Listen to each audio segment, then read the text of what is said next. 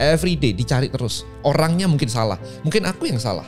Kemarin ketemunya bottleneck-nya di aku ternyata. Jadi sekarang kita lagi cari CEO untuk replace aku.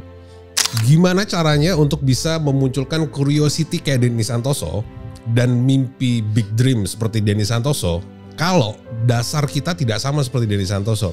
Untuk bikin aku motivasinya naik, itu simple. Bayangin aja, oke, kalau aku bisa jualan satu produk nih, 1 miliar. Kalau 10 miliar nih. Kalau 10 miliar bisa beli apa ya? Oke, tapi 10 miliar kurang menarik ya. Gimana caranya 100 miliar ya? Nah, seorang Denny Santoso, cara untuk supaya men-synckan vibration-nya tadi gimana? Oke, good question.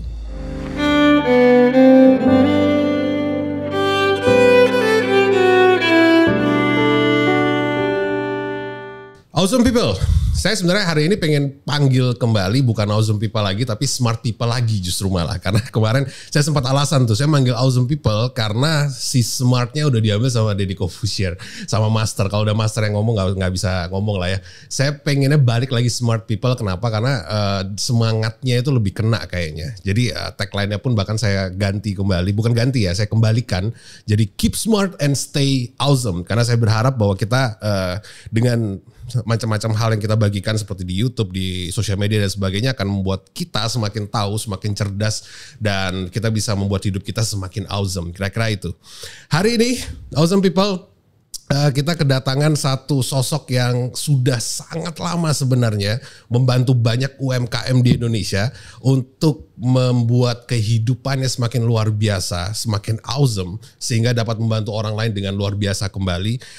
Beliau juga dikenal sebagai seorang digital marketer Indonesia dan pendiri dari Tribelio.com yang mungkin Anda semua tahu. Jika Anda bertanya misalkan buku apa yang sudah ditulis, sebenarnya ada beberapa, banyak, tapi yang paling terkenal adalah Done is Better Than Perfect. It's very very awesome, luar biasa, splendid. Anda bisa baca, Anda bisa cari di Gramedia bahkan mungkin.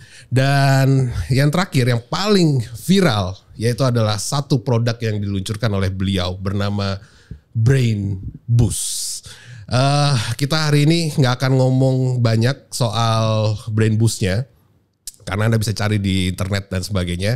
Hari ini kita akan bahas sosok yang menciptakan Brain Boost tersebut yang sangat luar biasa.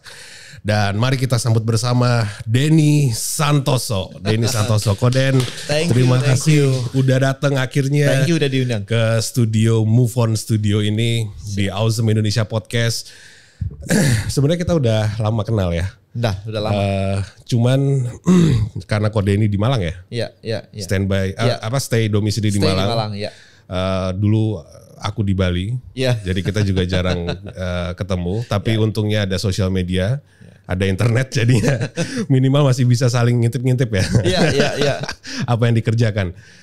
Dulu juga boleh gak sih kita mau bahas tentang Kode ini, boleh ya? Ya. Boleh ya? Karena aku kayaknya cukup tahu walaupun mungkin pasti enggak. Siap. Tapi aku kayaknya cukup lama tahu Kode ini ya kan, dari pertama jualan suplemen. Yes. Jual suplemen.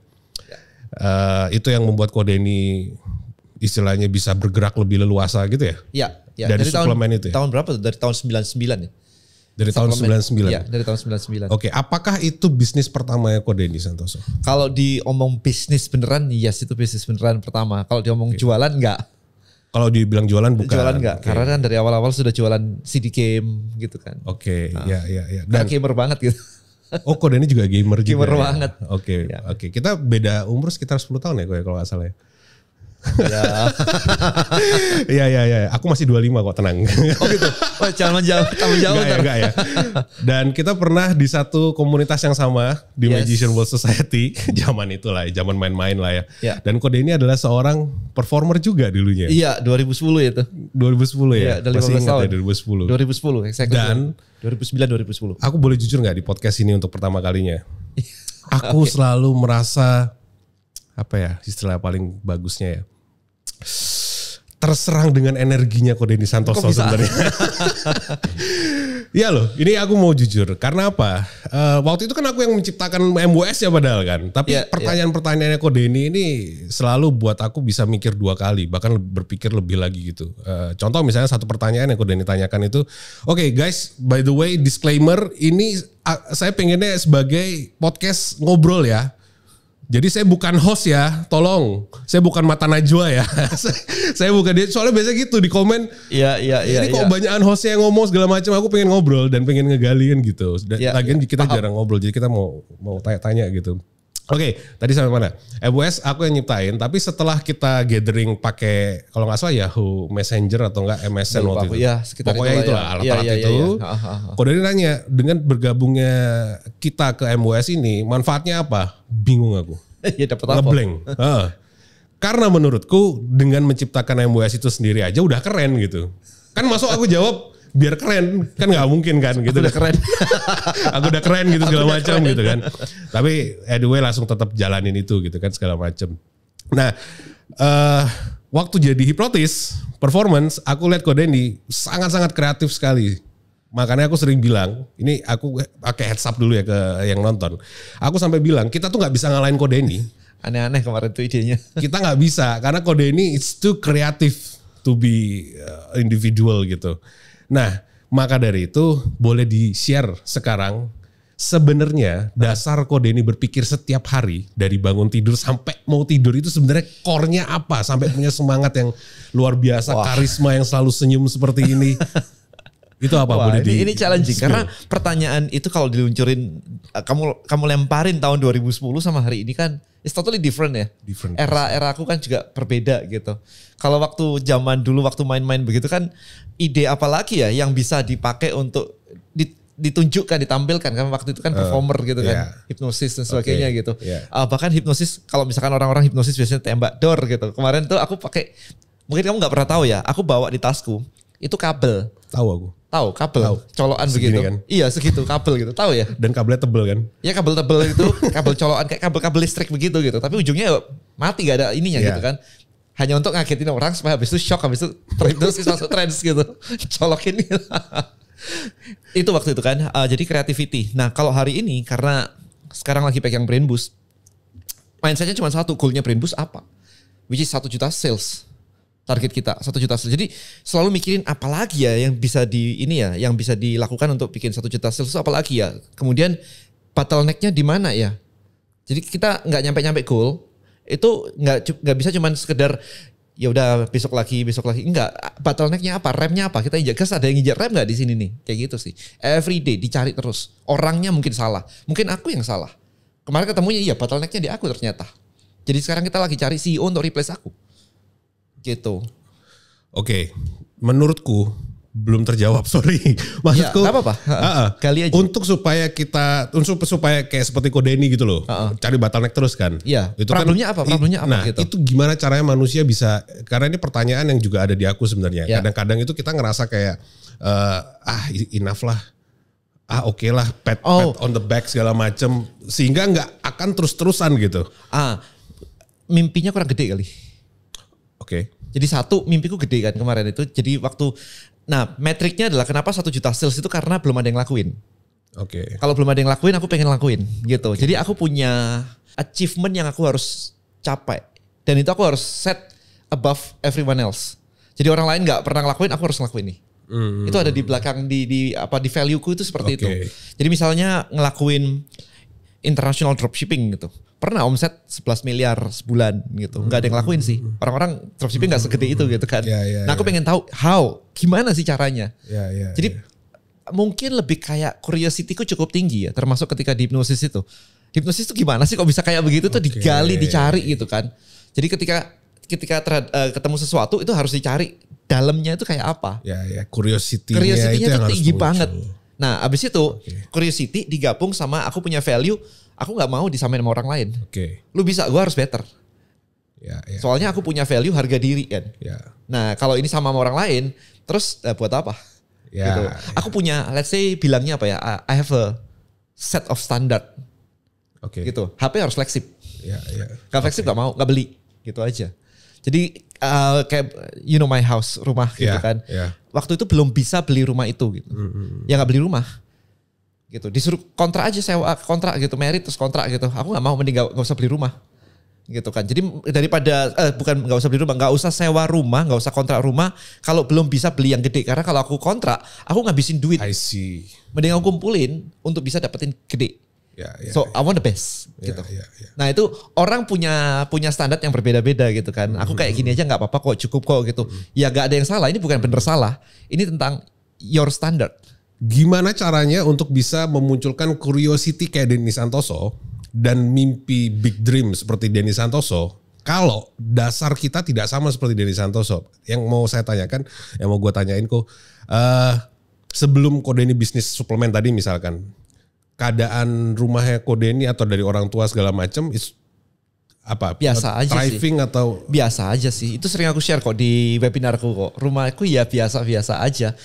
Size tanah cuma 260 meter. Tapi gak ada masalah dong, gak ada utang, gak dikejar-kejar orang. Gak ada masalah, papaku memang benar-benar jaga banget, ya gak ada utang. Itu penting berarti ya? Ya, jadi bukan yang kaya banget, bukan yang miskin banget, enggak. Ya kita oke lah, kita oke. Safe lah ya. Safe lah, sebagai anak kita diusahakan untuk safe gitu. Tapi gak berlebihan juga. Contoh yang kejadian menarik adalah waktu aku pegang duit di SMA kali ya, pegang duit 500, artinya beberapa ratus ribu gitu. Terus zamannya rollerblade. Oh, oke. Rollerblade itu yang ini kan? Rollerblade sepatu roda. Oh, sepatu roda. Sepatu roda. Kan di jalan-jalan tuh tahun 96 itu aku lulus. Aku masih 6 tahun ya waktu itu. Itu aku lulus kuliah, lulus SMA. Iya, 96 aku lulus SMA. Zaman-zaman itu gitu kan, mau beli rollerblade gitu. Ke toko dong, ke toko beli kan. Belinya nyarinya apa? Yang paling mahal mana? Gitu kan. Asik. Cuma 500.000. Mamaku tahu marah-marah, disuruh balikin ke toko, nggak bisa dibalikin ke toko, gimana caranya udah dipakai gitu kan. Oh, mama Ko Denny marah-marah gara-gara Ko Denny gitu punya duit cuma 1.000 dibuat beli rollerblade paling mahal gitu. Paling mahal udah. Jadi punya standar, oh yang ini cuma 200, yang ini 300 nggak menarik. Ini 500 keren ya, ada shocknya gitu kan. Menarik, Gitu. Jadi cara mikirnya memang kayak begitu. I want the best gitu. Kalau bisa ya kenapa enggak? Nah banyak orang mungkin, aku nggak tahu backgroundnya, mungkin pemikirannya adalah di cap sama orang tua sebenarnya. Banyak di cap sama orang tua dan gak berani ini. Kita hidup tuh orang susah loh dan sebagainya. Mamaku kan gak pernah ngomong kayak begitu. Gak boleh aku ngomong ini barang mahal ya, nggak dimarahin aku. Kalau gak mampu gak usah bilang mahal. Diam aja lu gitu. Jadi mungkin itu yang bikin mindsetnya, memang waktu beli mahal dimarahin karena memang 500.000 itu termahal waktu itu gitu. Tapi gak pernah bilang, gak pernah dibolehin bilang, mah makanan ini mahal ya, itu gak boleh. Atau mainan ini mahal. Mending lu gak usah ngomong gitu daripada lu bilang mahal karena menunjukkan lu gak mampu. Gitu. Tapi beda ya, maksudnya aku sama adik-adikku beda. Aku punya state of standard. Kalau aku punya belief, mungkin ini dari waktu SD kali ya. Waktu SD itu pengen jadi orang kaya sebenarnya. Karena apa? Temenku orang kaya punya Nintendo. Aku gamer by the way. Ya kan tadi. Kok enak ya jadi orang kaya ya punya Nintendo. Abis itu kalau beli kasetnya kan waktu itu 20 ribuan. Gitu. Aku Nintendo gak mampu yang kotak gitu. itu ya? Kotak, iya kotak kasetnya gitu. Ditaruh di atasnya itu gitu. Enggak, yang pertama masuk Super Nintendo yang dari atas.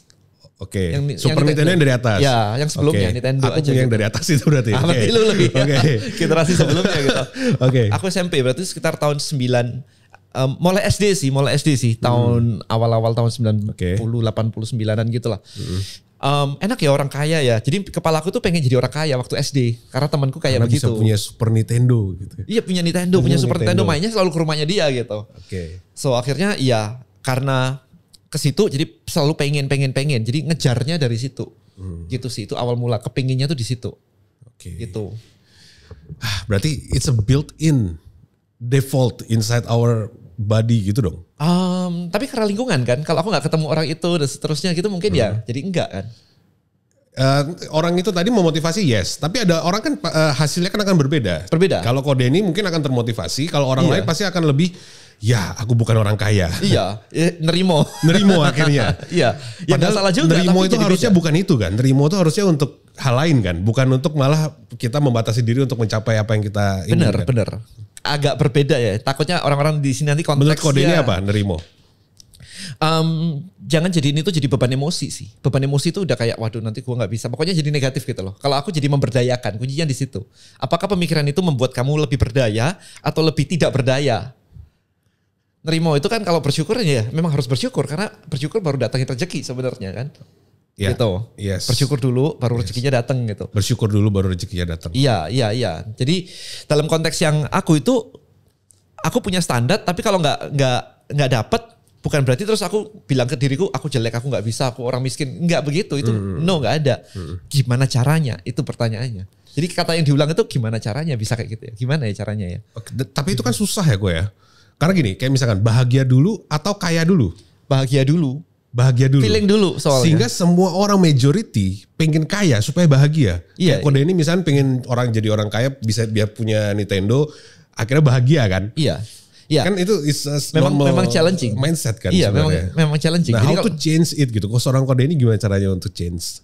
kalau aku tahu cara kerja otakku. Jadi artinya adalah untuk bikin aku motivasinya naik, itu simple. Bayangin aja, oke, kalau aku bisa jualan satu produk nih, 1 miliar. Kalau 10 miliar nih. Kalau 10 miliar bisa beli apa ya? Oke, tapi 10 miliar kurang menarik ya. Gimana caranya 100 miliar ya? Itu digali terus di pikiran. Dung gitu kan. Kalau aku jualan e-course nih, e-course-nya harga 100 ribu misalkan. 100 ribu dikali 1000 nih. Oke, caranya jual 10 ribu gimana ya? Itu digali terus tuh. Dan itu bikin aku tuh excited tuh naik. Ini tombolku gitu. Aku bilang apa? Wah, kalau misalkan beli ini dapat 1 miliar nih. Enak nih ya, bisa beli game ini, bisa beli gadget ini, laptop ini gitu kan. Oh, harganya segini. Menarik ya. Berarti cuma 5% nih dari income-ku nih. Asik ya segitu. Asiknya tuh di-build terus gitu. Kata-katanya diulang-ulang di-build terus gitu. Nah, banyak orang itu ngelakuinnya yang sebaliknya. Waduh, kalau aku utangku gak kebayar, nanti rumahku disita. Kalau rumahku disita, anakku gak bisa makan. Kalau anakku bisa makan, ntar aku mati gitu. Jadi kita sama-sama halu, tapi halunya negatif, aku halu positif gitu kan. Guys, ini ilmu ya. Ini ilmu yang bisa langsung dipraktekin ya. Nggak harus latihan panjang-panjang, tapi bisa langsung dipraktekin. Iya. Nah, problemnya adalah gini, di society kita, kalau halu negatif, diomongin I feel you bro, kita sama nih. I support you bro. Tapi kalau halu positif, kita bilang, bro lu stres ya? Jadi lingkungan kita itu mendukung kita untuk halu negatif, nggak halu positif. Karena mereka juga Sama semuanya aja. juga kayak begitu gitu. Kayak begitu. Ada satu kemarin ibu-ibu bilang gitu, dan aku ngelakuin nyoba sama teman-teman di arisan. Aku bilang aku punya 1 miliar, aku jalan-jalan pakai cruise. Teman-teman nanya, sis lu lagi stres ya? Gila ya. Ya Lu kan? minum apa hari ini gitu, Iya makan gitu. apa. Nah, itu society yang membuat kita jadi miskin.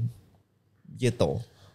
So semuanya ada di pikiran kita dong. Kita yang ngatur sendiri. Ya. Dan oke, yang tadi mau aku agak breakdown adalah kenapa harus asik. Tadi kata Kode ini keluar kata asik kan. Artinya yang dicari emosionalnya pada akhirnya kan. Iya. Satu imagery-nya dulu dibayangkan. Kemudian harus ketemu emosi yang tepat tadi. Yaitu asik tadi kalau misalkan punya ini punya itu segala macam. Itu akhirnya masuk ke dalam diri kita. Sedangkan orang rata-rata atau yang belum sukses lainnya. Atau yang gak sukses gak bisa sukses. Mereka malah feel-nya itu feel yang kayak ngimpi bangun malah gitu malah jadi kayak begitu asik dikit itu udah dibangunin sendiri gitu kan. Iya malah nolak sendiri gitu malah nolak sendiri gitu. Oke, setelah itu dilakuinnya kapan biasanya Kode ini? Kapanpun aku mau serah. Pada saat Kode ini pengen kayak kayak ini gitu ya, lagi di kantor, lagi di lo bayangin pesawat. aja misalkan nganggur gitu ya, atau lagi di pesawat gitu. Aku suka doodling. Coret-coret gitu. Jadi harus punya iPad nih ceritanya. iPad atau tab atau apapun lah ya. Ya, intinya aku suka coret-coret. Habis itu aku coret-coretnya misalkan simpel aja. Kalau satu produk harganya segini kali segini, nah itu coret-coret tuh. Selalu itu. Jadi selalu ada hitungan itu di tabku. Gitu. Sehingga bisa memunculkan lebih lagi yang nextnya lagi ya. Tapi ada pro and cons sebenarnya di diriku. Karena ternyata excitement yang naik terus sampai titik atas itu jadi anxiety. Jadi kalau aku push terus, oke, ini limitnya, misalkan tombol nih putaran volume nih 0 sampai 10 nih. Manusia nggak ada batas 10 sih, dinaikin terus juga bisa 11, 12 gitu kan. Begitu tembus ke atas terus itu bisa anxiety. Kalau kayak gitu aku mesti ngerem. Udah cukup. Feelingku udah bablas lewat limit itu. Iya. Tapi belum tentu semua orang sama gitu ya, maksudnya Kode ini. Iya, ada orang yang anxiety jadinya gitu. Ya, tapi memang in general teorinya memang excitement itu bisa jadi anxiety. Ada sainsnya kalau itu. Gitu. Cuman mungkin orang-orang excitementnya mungkin di levelnya cuman pede-pede aja kan, aku bablasin itu. Boom gitu. Ya. Seru juga, lucu juga ya. Atau mungkin gini, orang-orang yang gak sukses itu dia level volumenya itu gak setinggi, gak sebesar Kode ini mungkin. Minus. Jadi artinya maksudnya subwoofer. Iya. Maksudnya dia mau naikin nih 10 sampai kayak Kode ini gitu. Dia udah bayangin tuh. Tapi padahal sampai level 2 aja udah anxiety gitu. Bukan anxiety, dia ngerasa bahwa ini bukan dirinya. Identitinya jadi isu kan. Identity, jadi ngomongnya identity. Aku kan bukan siapa-siapa, aku kan cuma ibu rumah tangga. Gak layak dong gitu. Aku kan lagi punya utang, gak layak dong happy 10. Itu kan yang sering temanku ngomong juga nih. Lah aku punya masalah dan masa happy. Layak itulah kata-kata yang tepat sebenarnya. Lah padahal itu kan gak ada hubungannya ya, lu happy gak ada urusan gitu. Utang ya tetap harus dibayar sih gitu. Tapi kan ini urusan feeling lah, aku mau nyetel feelingku kan terserah aku gitu. Ya karena kita operator diri kita sendiri kan, jadi kita bisa. Nah masalahnya kita lahir gak punya buku manual guide itu tadi. Betul. Manual guide otak gak dikasih kan. Iya. Mesti cari-cari sendiri gitu. Aku ada sih buku brain manual tapi bukan bahas itu. Bahas tentang WFO misalkan, bahas tentang psikologi gimana interaksi dan sebagainya, tapi bukan itu benar. Kita harus coba sendiri kan, apalagi kita customize ya, satu sama lain customize, kita lahir di tempat yang berbeda, tumbuh besar di keluarga yang beda-beda, jadi nilainya beda-beda. Jadi customize, jadi kita harus jalanin sendiri. I think satu kalau itu menurut aku memang karena beda-beda banget, kita mesti mengenali value kita sendiri kan. Kalau ternyata value money-nya itu di bawah banget ya nggak dapat duit gitu. Value money. Jadi ada kan teman-teman kita yang nggak ngejar duit. Kerja ya udahlah gitu kan, tapi habis itu ngejar duit enggak sih. Lu punya skill loh, kamu itu bisa skill ini loh. Ini kalau dijadiin, let's say kan aku di bidang rich creator gitu kan. Ini dijadiin ebook atau dijadiin course, lu bisa make money loh. Dia nggak ngelakuin aja. Kayak iya sih bener sih gitu. Tapi nggak dilakuin. Berarti kan drive-nya nggak ada tuh. Nah drive itu di-drive oleh value. Nah value duitnya berarti kurang tinggi. Oke, bukan amount money-nya tapi value-nya dalam dirinya dia gitu ya. Seberapa keras dia mau berusaha untuk gapai value money itu tadi gitu kan. Iya, jadi value itu macam-macam sebenarnya. Kita ngeceknya simpel aja, kita tanya misalkan ke orang gitu ya, apa sih yang penting di hidupmu, list dong gitu. Nah di list itu biasanya macam-macam. Ini bukan benar salah, ini value. Ya, this is you, blueprint gitu kan. Ada yang bilang 1, Tuhan. 2, keluarga. 3, bahagia. Gak apa-apa, itu ada urutannya gitu. Nah nanti setelah disebutin, diurutkan mana prioritasnya. Diurutkan tuh bukan ini, maksudnya yang ya bagimu misalkan Tuhan sama keluarga itu tinggi mana sih? Gitu. Jadi bukan benar salah. Ntar nomor 1 Tuhan, nomor 2 ini. Kalau Tuhannya nomor 2 boleh gak? Ya itu value, gak bisa disalahin. Kalau kita orang lain lihat loh, Tuhan kok nomor 2, itu value-mu Tuhan nomor 1, value-nya dia Tuhan nomor 2, itu gak ada urusan. Gitu. Jadi di kepala orang itu ada blueprint-nya sendiri. Nah kadang-kadang ada yang kesehatan nomor 3, ada yang bahkan gak nyebut duit. Ya kebahagiaan, keamanan, kenyamanan itu dulu ya biasanya. Temanku ada yang nyebutnya apa? Freedom. Jadi nomor 1 itu penting freedom, habis itu happy, habis itu freedom gitu.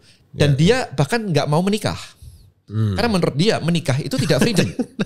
Jadi mengganggu value-nya dia gak mau menikah. Ntar disuruh nganter ke pasar katanya dia. Ntar suruh nganter ke salon. Padahal gak juga ya. Padahal ceweknya kan bukan menikah sama driver gitu. Tapi value di kepalanya dia menikah itu tidak freedom. Sehingga dia tidak mau menikah.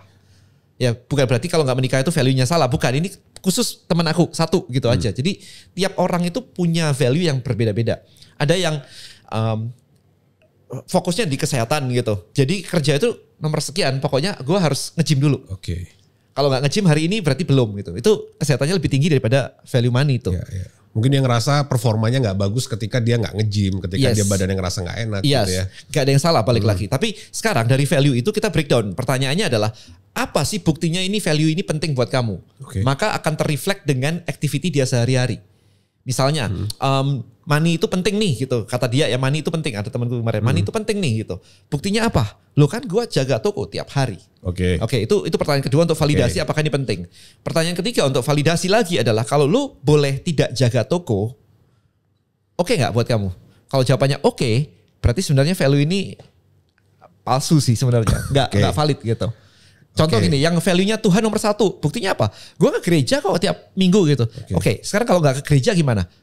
Wah gak enak yo. Oh berarti ini value-nya valid nih gitu ceritanya. Jadi ditanyain gitu. Karena yang namanya value, hidup kita bergerak karena dasar value-value di hidup kita tadi. Kalau misalkan value-nya ini gak penting, berarti dia gak akan ngelakuin itu. So setiap hari kita ngapain, itu based on our value sebenarnya. Ini aku gak nemu di video manapun di YouTube kok Denny bahas ini nih. Nggak ada memang. Karena yang paling penting kayaknya ini kok. Gak pernah ditanyain soalnya. Semua orang butuh value-nya gak sih sebenarnya? Butuh tahu. Butuh tahu dulu di awal. Untuk kita drive supaya bisa gerak apapun yang kita mau gitu kan. Yes, termasuk hubungan. Kayak misalkan aku sama istri gitu. Kita breakdown dulu value-mu apa? Value-ku apa nih? So kita tahu ketika dia ngelakuin hal-hal kayak begini. Oh ya pantas karena dia ngelakuin based on value-nya dia ini. Program di otaknya ini gitu. Program di otakku ini. Ketika kita tahu, kita nggak maksa value kita ke dia. Kadang ada misalkan begini, value-nya 1 duit tinggi, value-nya satu kesehatan tinggi nih. Jadi yang cowoknya nge-gym mulu misalkan, ceweknya komplain, lu nge-gym mulu gak kerja emang? Gitu kan. Si cowoknya, loh sehat itu penting, kalau sakit lu gak bisa kerja juga gitu. Berantem akhirnya. Berantem kan. Tapi begitu tahu, oh ya memang blueprint di otak dia itu ada urutannya. Ini duit lebih tinggi, ini kesehatan lebih tinggi gitu. Problemnya adalah banyak orang, ini ngomongin duit tadi ya yang pertama ya. Problemnya adalah value money-nya bahkan gak ada, gak penting gitu. Yang penting itu temen. Yang penting itu bahagia, yang penting freedom gitu kan. Value money-nya gak ada.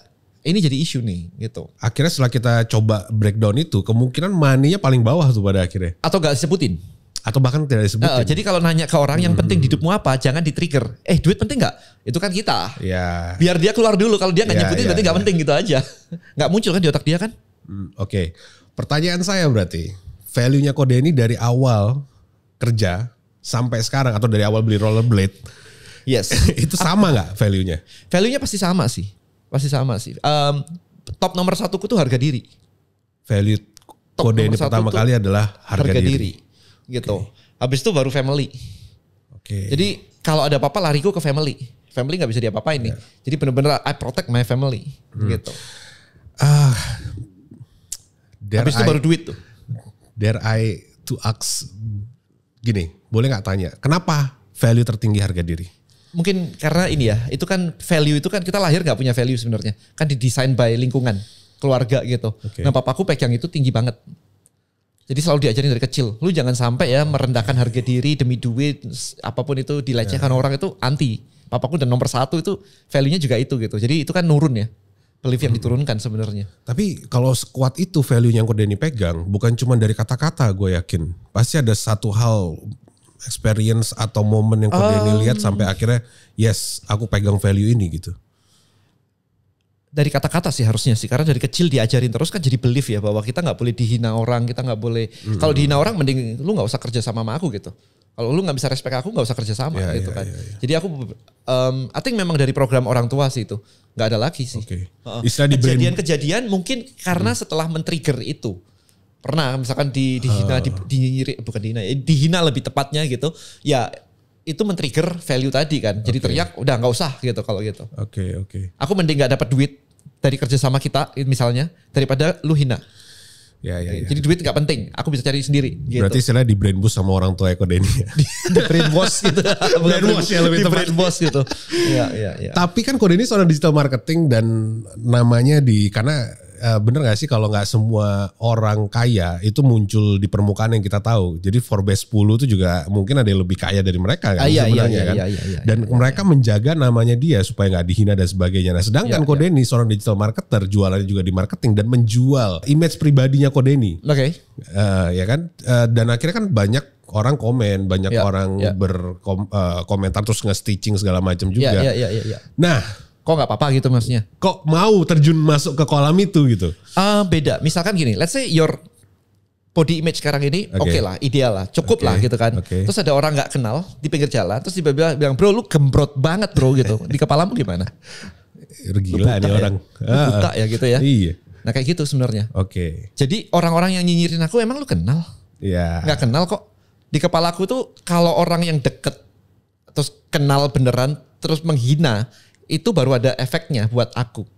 Kalau orang di luar sana yang nggak kenal terus ngomong kayak gitu, buat aku lah mana gak ada hubungannya gitu. Jadi bener-bener nggak kerasa apa-apa, udah flat aja gitu sih. Jadi haters itu ditanggapi dengan ya udah aja gitu. Iya udah aja gitu.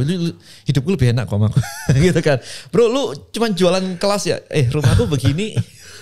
Tidak mengubah fakta bahwa rumahku enak, hidupku enak, keluargaku enak kok. Tidak mengubah fakta itu gitu. Terus Kodeni kan juga temenan sama orang-orang luar biasa nih seperti Pak Hermanto misalkan. Iya. Oke lah mereka gak mungkin menghina kan, orang di atas kita gak pernah mungkin menghina kita kan. Biasanya begitu sih. Iya kan, malah orang yang di bawah kita yang biasanya malah gitu. Mencari cara untuk supaya kita di bawah sebawah mereka, di level mereka gitu kan. Dan mereka feel good about themselves gitu kan.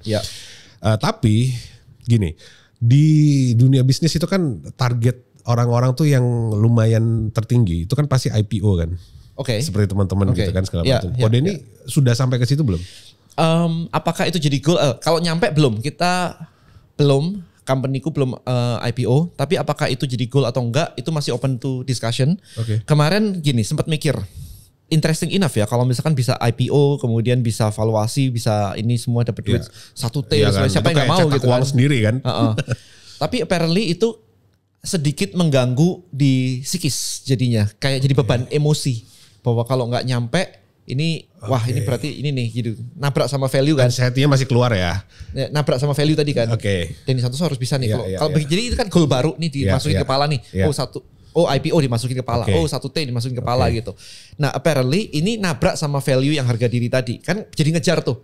Oke. Jadi ngejar tuh. Jadi kayak wih harus nih aku akan ngelakuin apapun itu. Iya. Nah, sampai di suatu titik kemarin itu ternyata itu ngerusak psikis. Jadi kayak jadi beban, jadi tensinya mulai naik nih. Iya, Jadi iya. begitu ini tensinya mulai naik nih.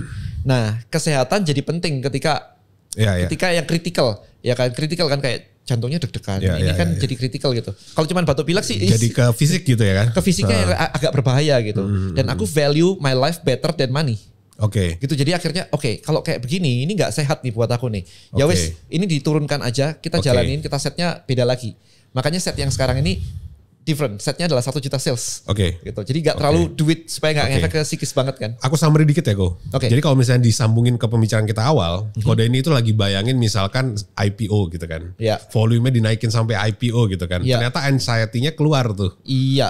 Gampangnya gitulah gitu kan. Iya. Setelah itu makanya Kode ini adjust lagi tuh. Oke, Iya, jangan iya. di I know situ. myself.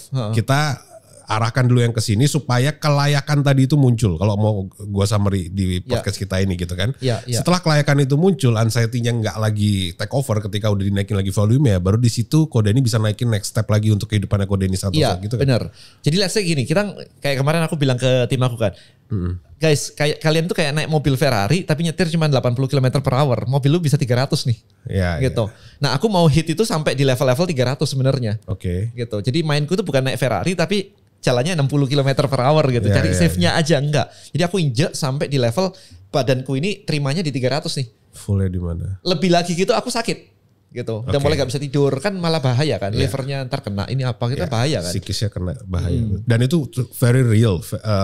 Ketika pikiran kita bisa termanifestasikan ke fisik kita. Yes. Secara negatif ya tadi ya. Secara sakit. negatif, sakit. Tapi bedanya pertanyaan ke Denny Santoso, biar Denny Santoso yang menjawab. Apakah secara positif bisa juga terefek? Dengan pikiran memanifestasikan ke pergerakan kita menjadi lebih positif, lebih mendekati tentang kesuksesan. Bisa. Kemarin itu bahkan aku sempat melihat sebuah artikel tentang the law of constructive interference. The law of constructive interference. Bisa dicari di ChatGPT. Oke. Ada ternyata. Aku juga baru tahu itu. Kayak literally beberapa hari yang lalu. Dan ini law ya, hukum. Iya, science by science. Jadi ada rumusnya, ada macam-macam. Jadi cari aja di ChatGPT. Intinya adalah kalau kita punya vibrasi tertentu dan vibrasi yang sama ini ketemu, itu akan memperkuat vibrasinya. Oke. Nah itu kan berarti akan kayak attract yang lain gitu. Ya. Jadi ini istilahnya mirip menjelaskan law of attraction tapi dalam sudut pandang science. Oke. Dan yang ngomong ini kemarin itu adalah scientist yang bilang gua nggak percaya law of attraction until aku nemu namanya the law of constructive interference. Jadi teorinya ya kayak begitu. Artinya adalah kalau kita vibrasinya tadi angkanya 10 M misalkan itu kita ngerasa seneng banget ya 10 M ya rasanya kayak begini ya bisa beli ini bisa beli itu. Maka hal-hal yang bervibrate dengan frekuensi mirip itu akan muncul tiba-tiba kita kelihatan jalannya ke arah situ gitu ya. Iya, itu akan muncul. So you believe in metaphysics? Sangat believe kalau metafisik. Yang aneh-aneh juga believe karena aku sensitif. Siap. Karena semua orang kan pada bilang gitu kan. Ketika ngomongin metafisik, orang Indonesia kan suka gitu netizen kan. Orang lain udah ke bulan, kita masih ngomongin metafisik. Yang mereka nggak tahu, ini menurut saya pribadi, nggak tahu kode ini silakan nanti evaluate. Metafisik is real. Karena itu cuma di atas fisik atau di luar fisik atau beyond the fisik kan. Belum ada. Metafisik. Belum. Dan it's very important gitu kan buat kita untuk ngatur semua hal tentang diri kita mencapai yang fisik begitu kan. Tapi menurut Kode ini Santoso aku paling gampang menjelaskannya kayak nonton ini aja Doctor Strange nomor 1 yang waktu dia ketemu di Ancient One. Yes. Dia kan bener-bener dokter yang science banget gitu kan, gak percaya apaan kayak begini yang gitu kan. diusir gitu kan. Sampai rohnya dikeluarin gitu. Habis itu kan dijelasin simple aja. Kalau dokter punya MRI, Ya kan ada scan badan, ada CT scan, ada ini. Ini tools-tools yang digunakan untuk layer itu gitu. Yeah. Tapi ada lagi yang pakai cakra, ada lagi pakai energi, ada lagi pakai ini. Jadi itu tiap ilmu itu punya layernya sendiri-sendiri yang dianalisa sebenarnya. Oke, wait. Cakra apa segala macamnya dokter nih maksudnya? Bukan kan? Bukan. Maksudnya, jadi it's a different world kan. Yang dokter MRI sebagainya. Iya, dokter pakai toolsnya MRI, pakai CT scan. World, ini ada cakra, ada yang pakai cakra, ada yang pakai aura, ada yang pakai energi gitu-gitu kan. Nah, masing-masing ini punya layernya sendiri-sendiri untuk ngelihat dunia yang sebenarnya gede banget, tapi mereka masing-masing cuma ngelihatnya piece by piece dan menganggap bahwa yang dilihat itu adalah kebenaran. Padahal dunia itu gede banget gitu loh. Itu kan omongannya di Ancient One. Kamu cuma melihat satu sisi, satu layer aja. Nah, aku believe-nya di situ bahwa kita cuma melihat satu sisi based on our past experience atau education atau knowledge. Padahal dunia gede banget gitu. Jadi menurut aku sih ya, bayangin gini, yang disebut science itu kan adalah hasil penelitian terhadap sebuah fenomena. Berarti munculnya fenomena dulu apa science dulu? Fenomena dulu. Ya kan? Kalau di daerah sini kok banyak yang kemarin tuh sakit jantung gitu kan. Tapi ternyata setelah diteliti, air di daerah situ itu ngandung apa tinggi gitu loh. Aku lupa, mungkin kalsium tinggi apapun itu. Secara chemically akhirnya membuat orang sering lebih mudah sakit jantung. Exactly gitu. Temanku dokter waktu itu riset kayak gitu. Jadi dia gak mau tuh minum air lokal, harus air kemasan gitu kan. Nah, artinya adalah fenomena pasti muncul dulu baru dianalisa. Kok ini bisa seperti ini? Nah, ini baru namanya science gitu. Tapi kalau enggak, bukan berarti fenomenanya kagak ada loh. Gitu sih. Karena banyak yang nggak tahu dan banyak yang sok pinter mengatakan bahwa ini ilmiahnya mana, sainsnya mana. Apalagi temen gua si pesulap merah, si Marsha Radival, itu selalu bilang bahwa lu jangan percayalah, percaya sama dokter aja, percaya sama yang pasti aja dan sebagainya. Padahal semangat dari Rizal Vego dan Motwis ini di podcast ini, gue pengen nyampein gitu bahwa metafisik is real. Nggak semuanya itu hitam dan putih, nggak semua itu dokter dan dukun, karena tengah-tengahnya ada dunia yang bisa kita achieve, bisa kita akses dan membuat kita secara luar biasa. Dan di podcast ini, Ko Denny Santoso mengatakan bahwa yes, Ko Denny Santoso believe 100% in metaphysics. Paling gampang gini deh. Aku sudah nanya ke kayak mungkin ratusan orang kali ya yang aku kenal, baik itu di webinar maupun di IG Live teman-teman.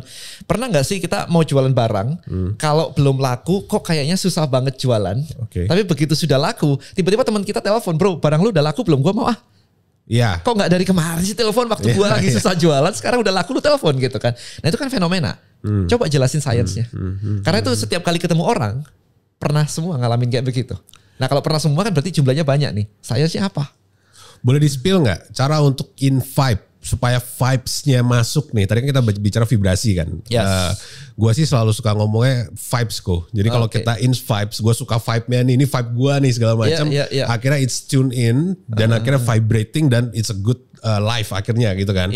Nah seorang Denny Santoso, cara untuk supaya men-synckan vibration-nya tadi gimana? Oke, good question.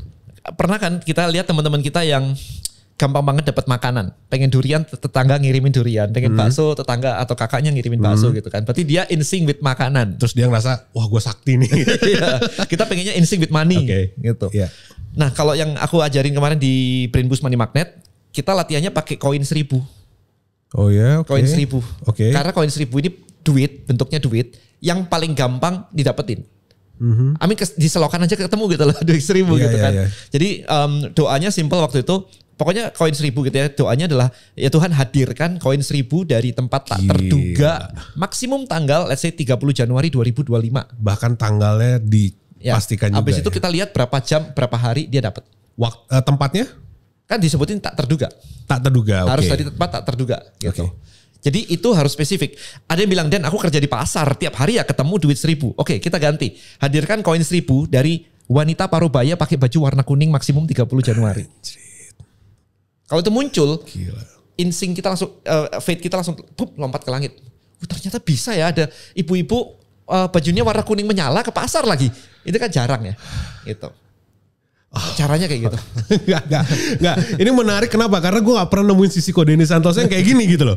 Gak banyak yang tahu kan bahwa ini ternyata ada gitu. Dan it's work gitu kan. Bukan cuma sekedar paper, tulis atau angka-angka dan sebagainya. Dulu yang aku lakuin satu lagi itu masih inget tuh duit dolar baru taruh di laci. bukan taruh di laci ini. Biar aku bisa pegang, bisa bauin. Oke. Baik, kita mau duit tapi nggak tahu bau duit. So secara sense kita. Iya, panca inderanya dirangsang supaya tahu ini loh bau duit, wanginya, barunya itu kayak begini gitu.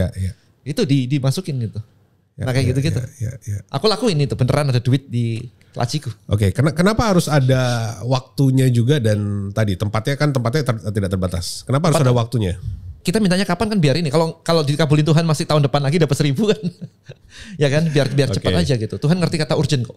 Apakah Denny Santoso juga menggunakan format tadi untuk kehidupan diri sendiri ya pribadi? Jelas lah, pakai lah.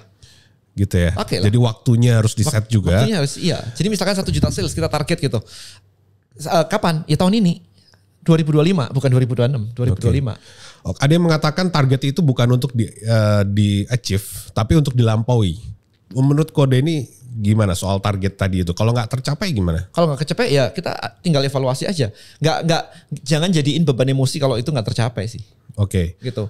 Cuman gini, yang menarik adalah banyak orang tuh doa juga salah. Dalam konteks gini, aku pengen turun berat badan ya. Jadi aku doa ke Tuhan bantu aku supaya aku turun berat badan. Itu salah. Karena apa? Turun berat badan itu tinggal diet sama olahraga kan? Iya. Diet itu kita masukin mulut ini loh, masa butuh bantuan Tuhan kan? Pakai tangan gini kan? Iya kan? Olahraga kan tinggal lo ke gym 5 kali seminggu, that's it gitu. Jadi di kepala aku minta ke Tuhan sesuatu yang di luar kontrol kita. Nice. Yang dilakukan, yang bisa kita lakukan, lu lakuin. Makanya kan bilangnya kan berdoa dan action nih. Tapi kan nggak clear nih actionnya apa. Jadi misalnya mau turunin berat badan, ya sudah lu lakuin yang jatah lu. Makannya diatur, ke gym diatur. Misalnya kayak aku mau, let's say gini kemarin itu. Kita set 2025 kita mau fokus bangun Tribelio untuk dapetin affiliate nih. Oke, kita set planning sama tim. Kita set programnya, siapa yang bakal ngajar. Kita mau ekspansi kemana aja, kotanya mana aja gitu. Nah, sambil doa kan. Kerja Tuhan itu adalah tiba-tiba mendatangkan Kemenekraf telepon kita. Itu gila. Nunjuk kita sebagai partner ngajarin emak-emak seluruh Indonesia affiliate. Dibiayain mereka. Sudah jalan 2 kota. Nah itu kan di luar kontrol kita tuh. Tiba-tiba pemerintah call. Kan kita nggak tahu tuh. Nah itu loh. Jadi kita sudah ngelakuin our part. Nah Tuhan tiba-tiba nyelipin aja. Ini loh. Gue bukain jalan nih. Gitu. Bukan berarti kita minta affiliate terus kita tiduran aja. Bukan begitu. Actionnya kita lakuin bagian kita. Lah kan keren banget. Tiba-tiba dibukain sesuatu yang kita nggak bisa. Ke pemerintah tiba-tiba di call. Gak pakai proposal, ditunjuk lagi gitu kan. Itu ya guys, bedanya kalian dengan Denny Santoso ya. So we do our part. Nah most people cuman bilang gini, ya Tuhan datangkan 1 miliar ke rekeningku gitu. Lah partmu apa? Iya kan. Itu sih. Dan luar biasa banyak banget yang dapetin pasti di podcast ini, video ini. Tentang gimana cara kita bisa istilahnya ini ya, aktivasi pikiran kita, tidak hanya soal pikiran tapi soal energinya juga kan, vibrasinya juga kan. Vibration harus maintain sih. Aku juga ke anak-anak juga gitu. Lu lagi loyo banget sih. Ayo naikin dikit gitu. Mereka sudah tahu bahwa energi itu yang ini nih, yang bikin semuanya berhasil nih. Dan it's not a easy things to do sebenarnya kan. Yes. Kalau kita nggak nemu value-nya. Iya. Ya, misalnya gini kemarin, banyak orang komplain dan aku punya utang, bantuin dong gimana caranya lunas utang dan sebagainya gitu kan. Aku nanya dulu, sebentar, lihat jadwal di Google Kalendermu seharian tuh ngapain aja. Ada nggak jadwal di Google Kalendermu yang ngasilin duit tambahan buat bayar utang? Iya, aku lihat video itu. Kosong ternyata. Terus duitnya datang dari mana kalau itu kosong? Lu ngapain seharian coba? Kalau di buku yang aku tulis itu ada DIR aku nulisnya. Jadi ada delusion, illusion, reality. Dan ini aku kategorikan di cangking aja sebenarnya. If you want something yang gut part tadi itu delusional, delusi aja. It's not hallucination, it's delusional. Karena it's not happen yet gitu kan, belum terjadi sekarang. In reality itu yang materialistik, seperti yang bisa kita akses pakai 5 indera kita, meja dan sebagainya, bisa kita ukur, bisa kita pegang dan sebagainya. Nah, if you want something materialistic, you have to do materialistic thing gitu. Ya kayak tadi misalkan nge-gym, mau badannya bagus, ya harus lakuin yang materialis badan bagus. Gak bisa terus-terusan delusional bilang bahwa aku bagus, bangun tidur nanti badanku jadi. Gak bisa dong, karena it's delusional gitu kan. Tapi delusional ini akan mendukung si dunia realitinya itu. Sebaliknya juga sama, reality worldnya, misalnya kalau Denny sekarang, dengan berpikir tadi, misalnya mau duit 110M misalkan. tercapai 10M-nya realnya ada. Iya. Itu kan akan menambahkan kepercayaan diri dan sebagainya di delusionalnya tadi kan. Makanya tadi pakai koin 1000 aja bisa dapat sebenarnya. Itu bisa meningkatkan tadi ini. Koin 1000 bukan berarti kalau dapat terus mintanya 2000, enggak, langsung minta 1 juta 2 juta juga dapat sebenarnya. Okay. Yang penting kan ininya fate-nya kan. Iya. And it's real ya. And it's real. Ini mau disahkan dulu nih, dilegalisir dulu ya. It's real, itu bisa terjadi. As long as you believe it. As long as we believe it. Yes. Oke. Kalau lu nggak believe ya. Ya udah. Ya. Nah, boleh disisipin dikit di akhir sekarang luar biasa. Mungkin ada sesi lainnya lagi ya kok. Kalau kita punya kesempatan lagi. Cuman gue penasaran karena berapa bulan ini kita bahas tentang dukun versus dokter, dukun versus orang-orang yang beneran bekerja dengan cara fisikal lah, misalkan gitu ya. Oke. Menurut Ko Denny sekarang ketika ada perdukunan di Indonesia ini, sorry agak masuk ke sana nggak apa-apa ya? Oke. Karena kan I'm not the expert on this. karena oke, no problem. Tapi karena di Indonesia kan as you know kita very full of traditional things gitu, adat istiadat, kepercayaan, bahkan agama kita kalau boleh saya bilang agama kita semua impor kan. Hari ini yang yang sah gitu kan. Sedangkan kepercayaan yang aslinya kan ada sendiri sebenarnya. Nah, gimana boleh nggak sih orang-orang itu mengakui bahwa dia bisa meningkatkan tadi kalau kita bahas tentang kesuksesan, ada yang pakai pesugihan, dia ditingkatkan kepercayaan dirinya sehingga akhirnya dia mau lebih bergerak, atau misalkan kalau pelet dia dimasukin sesuatu sehingga kepercayaan dirinya naik. Itu sebenarnya menurut Ko Denny sendiri gimana tentang praktek? Nah ini menariknya begini, kemarin itu tahu namanya placebo effect kan? I know. Ya kan teman-teman mungkin di sini kan ada yang tahu, oh itu cuma placebo dan sebagainya. Nah buat yang belum tahu, placebo itu begini, kalau kita dokter kemudian lagi mau ngetes sebuah obat untuk ini diluncurkan ke publik, dia selalu tes dengan namanya blind test. Ya kan? Jadi misalkan ada 100 orang nih, yang 50 dikasih obat beneran secara acak ya, yang 50 cuma dikasih tablet salut gula. Isinya cuma gula doang, nggak ada obatnya gitu. Tapi diacak nih, dicatetin semua. Nah, yang disebut obat itu works kalau dia bisa memberikan efikasi di atas 40% ke atas. Contohnya seperti itu. Karena apa? Karena bahkan placebo aja itu bisa memberikan hasil 20-40%. Menyembuhkan 20-40%. Yes, Sehingga kalau obat itu cuma bisa nyembuhin 30% atau 40%, dianggap ya apa gunanya pakai obat placebo aja juga begitu gitu. Jadi kalau obat itu bisa 60-80% menyembuhkan, obat ini works nih berarti gitu ceritanya. Nah ini dari sudut pandang science yang ngomongin tentang obatnya. Tapi di sisi lain berarti placebo ini juga ada efeknya dong. Iya dong. Yang artinya orang dikasih tablet salut gula aja 40%. dia bisa 40%, up to 40%, 20-40%. Artinya adalah dia believe bahwa tablet ini menyembuhkan dirinya dan dia sembuh 20-40%. Nah ini kan bentuknya tablet nih. Kalau itu bentuknya dalam konteks ini dalam sudut pandangku ini, kalau dia dikasih kalung, dikasih pelet, dikasih jimat, dikasih apapun itu, as long as dia believe, sebenarnya ini placebo effect juga ngefek. Dan efikasinya naik 40%. Efikasinya naik 40%. Dan ketika 40% itu terasa, ya dia bilang ini jimat ada gunanya, bisa kayak begitu. Aku nggak ngomong energi yang lain-lain karena di luar ekspertisku, tetapi dalam konteks belief, kemudian belief itu bisa mentransformasi kesuksesan atau hidup orang, itu bisa dari sudut pandang itu. Subconscious mind kita ketika belief itu bisa gitu. Plus tadi the law of constructive interference. Terus ada lagi namanya red card theory. Tahu ya red card theory kan? Red card theory tahu. Ya kan? Kalau kita fokus ke suatu hal itu akan muncul di pikiran kita.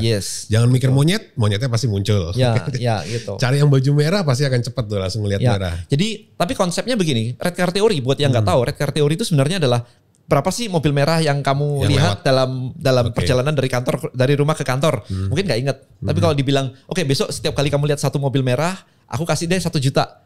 Maka kau akan lihat berapa banyak? Wah nggak cuma lihat, aku cari itu mobil merah ada berapa tuh. Karena kita diaktifasi kan. Nah itu sama juga dengan tadi ketika di beliefnya di program, aku kaya, aku sukses, aku kaya, aku sukses. Begitu bawah sadarnya belief dia kaya dan mudah melihat peluang, tiba-tiba peluang itu muncul kelihatan. Sebelumnya peluangnya juga ada, dia nggak kelihatan aja, gitu sih. Jadi itu kan membuat dia rasanya setelah di proses dikasih brain boost for example gitu kan, dia believe kok jadi gampang ya? Bukan jadi gampang karena lu ngelihat aja sekarang gitu sih ceritanya. Karena bawah sadarnya ngelihat gitu. Berarti mungkin gini aja ya.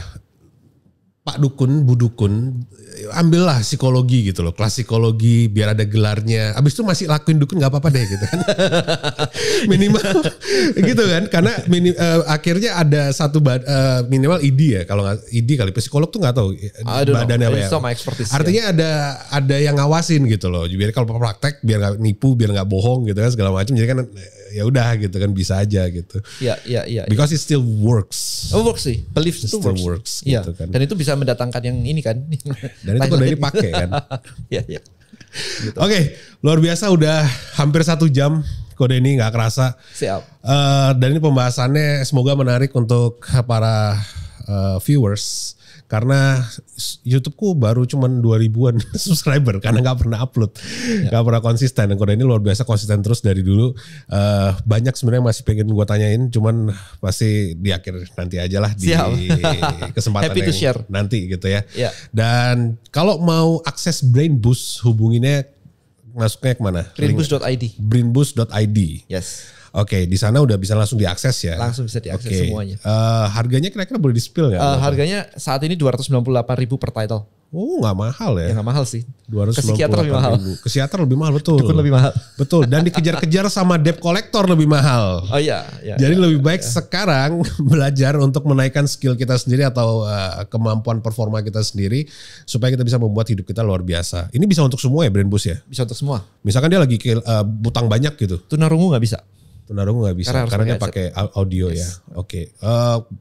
Pakai kata-kata tulisan gitu nggak bisa kena ya? sih, tapi kan kita maunya pas tidur ya. Oke. Jadi akan lebih masuk ketika kita tidur sih. Oke, berarti digunakan pada saat tidur. Wah, enak banget ya. Enak ya. Kapan lagi tidur, ya? Bangun PD public speaking. Enak banget. Udah berapa banyak yang ini beli? Belasan ribu ya. Belasan ribu ya. Oke, luar biasa. Lumayan. Oke. Ya, thank you Kode ini.